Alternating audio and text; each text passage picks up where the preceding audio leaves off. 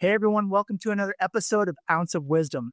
I'm Ben Blankenship, owner of Acua Business Coaching and Advising. And as always, to get things started, I'm joined by Kelly Fry. Hey Kelly. Hi, Ben.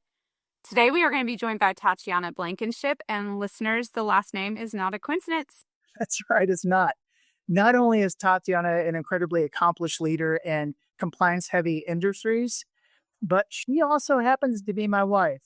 Yeah, my favorite person, in fact. Yes, and Tatyana has an incredible depth of experience and just honestly a lot of areas. And she's a certified facilities manager, a PMP, a certified quality auditor, and her background spans everything from agricultural biotech to clean room compliance and greenhouse operations.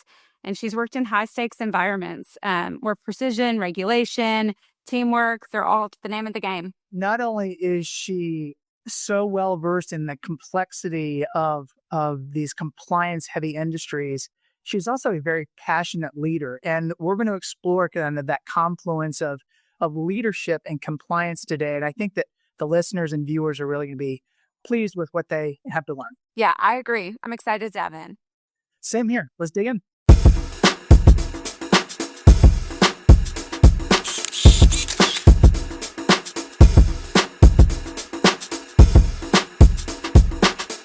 Hey, Tatyana, thank you so much for joining us for Ounce of Wisdom today. Thanks so much, Ben. I'm so glad to be here. The topic for today is one near and dear to you. And I think our listeners and viewers are really going to benefit from what you have to share. And it's, why are female leaders so essential in compliance-heavy industries? That's a great question. So let me preface my answer with, I don't think that there are any leadership skills that are inherently female or inherently male. But I do think culturally we're brought up with maybe two sets of behaviors that tend to be rewarded in leadership roles. So keep that in mind, that I'm painting kind of broad strokes about the skills that women tend to utilize in these industries.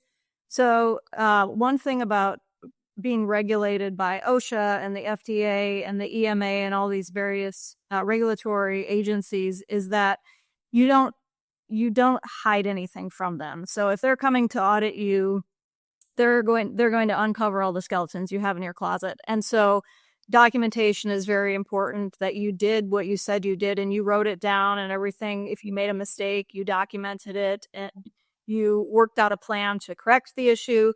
And I find that female leaders tend to engender a little bit more psychological safety with teams. And the result of that is if you have something go wrong in a process, if you have somebody that you're working for that's going to punish you for that, then you may tend not to report that as readily as if your boss says, you know, it's okay, we make mistakes, we admit them, we document them, we follow up on them, we make a plan to move forward with this. And I've seen it especially in safety, which is a big thing in most regulated industries.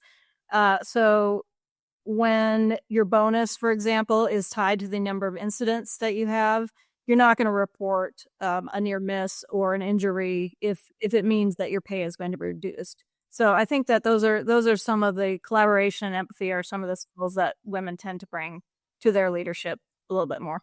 Fascinating. That is, thank you for sharing that. Let me ask you this. Do you have any other examples top of mind that really reflect how, with that, leading with EQ and leading with psychological safety had really resulted in a more favorable, like, pre-audit experience, or the antithesis of that not having that safety resulted in some fires created?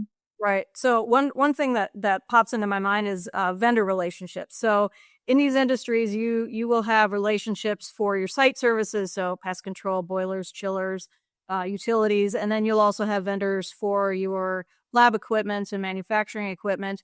And if something goes down at 2 a.m. or something goes down during a process, the being able to call my vendor and having them say, "Oh, hey, it's great to hear from you. I really enjoy working with you," rather than acting punitively, I suppose, toward your vendors if they don't give you exactly what you need. I've built so many relationships with people that I've used over multiple buildings, multiple industries even, that I've known for years, that I know I can call at 2 a.m. And because I've built those relationships, we have better outcomes as a result of that because they pick up the phone.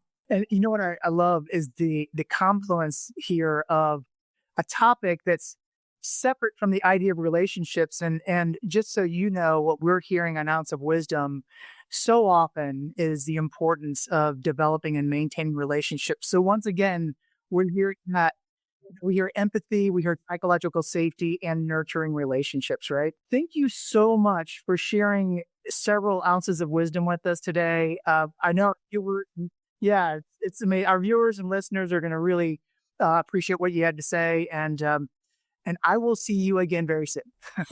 Likewise. Thank you for joining us today for Ounce of Wisdom. We are so grateful to our experts and hope that this episode has been helpful to you.